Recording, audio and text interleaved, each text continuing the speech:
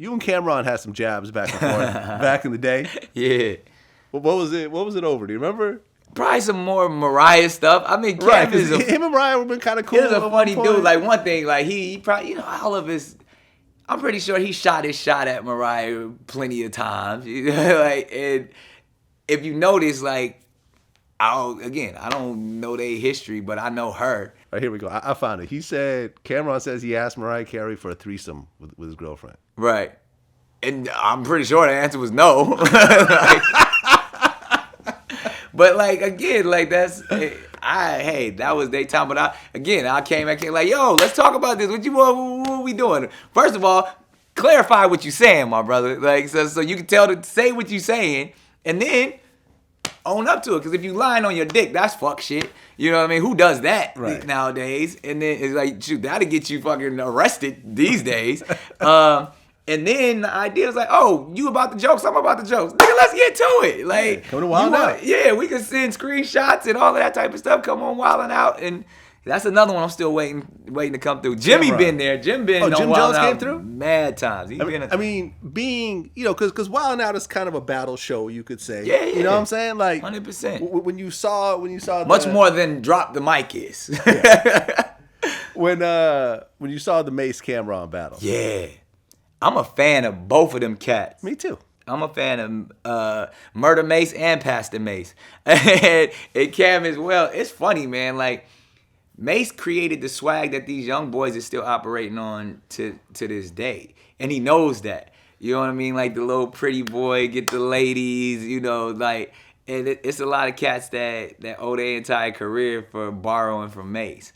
I remember Kanye used to be like, yo, Mace is my favorite rapper. Like, look at he put Cam on, technically. Well, Jimmy said that Mace really held the torch for the rest of them. And actually, I think he said that Mace taught him how to rap. Well, Mace actually showed me, he was the first person to show me how to rap. That's how I learned how to rap. Actually, it was Mace sitting down and... How did he teach you how to rap? How do you learn how to rap? I think you told me one time that when you're creating a record, I'm going to say this wrong probably, but when you're creating a record, you don't write anything down. Yeah. You go into the studio and just record. Yeah, now I do. But it's always been like that for a minute. But when Mace showed me how to do it, it was kind of like a format, and it took a pen and a pad, and it was kind of dope. It was like after like doing a math, like doing what you call that? A math. I don't problem. Yeah. I just pulled that out of my ass. I didn't. It was like calculated the way he showed me how to do it. So it was like, it's like with anything in life. Some people are talented artists, and some people could work hard at being good at that craft. Mm-hmm. And that was what rap was for me. Yeah, and I think if you ask me, I think Mace won the battle. I think Mace absolutely won the battle. Mace, the only thing that's kind of like, but he sucker punched him. Like Cam wasn't looking for the fight really. Like Mace just came. Where'd that come from? Cam took some shots on him on his last mixtape project. Right, but those was Cam shots. Cam been taking shots at everybody. Cam talking about Joe Budden. Cam just shoot shots. You know what I mean? Like, and it's not. He was just giving his opinion about shit where. I think Mace started going into personal details and street business, and I was like, and it was fire, you know what I mean? But I rocked with. I love the beat that Cam used, and I love how he took the pastor approach, because at the end of the day, Mace did some wild shit. Like Mace, you was like Murder Mace, tough guy, bad boy. Then you go and start a ministry, right? And mislead people. Like I was at Mace's church. Wait, you went to Mace's church? Damn right, I was at Mace's church. Same ministries in Atlanta, and the man was speaking the truth. He was giving that word, and I'm like, yo, this is Mace. I'm sitting up there, I'm like, and he's preaching the gospel, and he's catching the spirit and speaking in tongues, and all that. It was happening, and I was with him. Because I'm a PK. I'm with you, my brother. I understand the dichotomy. I understand you want to lead your people. I understand you want to escape some dark shit, and you have come into the light of Christ, and you want to share that message. I'm all for that. Where shit got murky for me, and Mace is my man. But when you come back, and it's like, Even like the welcome back, I was with you. I was like, Yeah. you can. I believe you can do yeah. both. Then he was talking When about- you come back killing niggas, Right, then he and you talking back about- on your murder shit, Right, he's talking about fucking Brandy. yeah. and shit like that. It was and like, when you start, you wilding, my nigga, and then. And because again, our spirituality is our spirituality. We're at a constant yin and yang. So I get that. No judgment whatsoever. But it's like, what does that mean? What is the light you're shining on what you believe is the true essence and the true gospel? Like, so now what is that worth? Because if you claim that he made statements in his book that, you know, he's changed his life and he will never go back, and that's dark.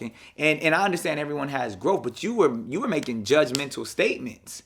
And now you're back doing the same thing. So either you're telling me what you believed was false, or that your character is false. And we got to have a conversation about that. And I believe that testimony will help people. So what I'm looking forward to is the Mace that's going to come out and say, let me explain. I love God. I have a deep belief in spirituality. But my flesh yearns for women. My flesh yearns for money. My flesh yearns for attention. And I can get all of that in hip hop. I can claim that I'm going to murder this person and this nigga ain't shit. And I can say all of that stuff. But my heart is still with God.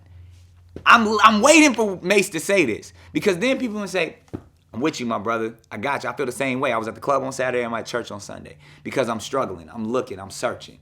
But that's a delicate, you gotta be careful with that, because spirituality and spiritual warfare is real.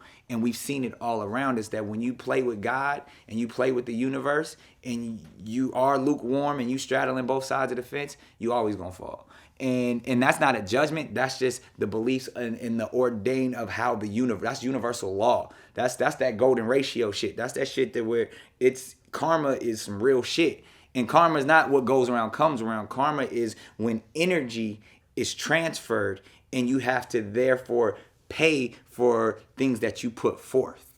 Like, so that's some shit, that's some next lifetime shit. That's some shit that you're gonna have to deal with in the cosmos. And I feel like it's a great dichotomy. Like, it's something that we all struggle with. But don't push it on somebody or say, you know, you can't come to, even that, like, you know, there's no way, like, but coming through me. Like, that concept of Christianity is a flawed concept. It's a Roman Catholic pushed, we're better than you, we're elite, and, you know, no man coming through the Father but through me. I am the way, the truth, and the light. I love all of that, but break that down and see that it's not the elite speaking. It's not saying you must choose Jesus. It's saying that there's a light and I'm a pathway through that and I can guide you through that.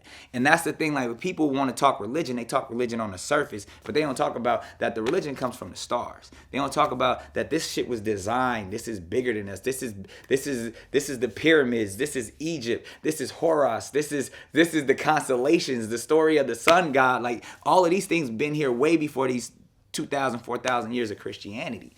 You know what I'm saying? Like, and for people to say, you got to be Christian, you got to be Muslim, you got to be Jewish, that's silly. All of that was created by man.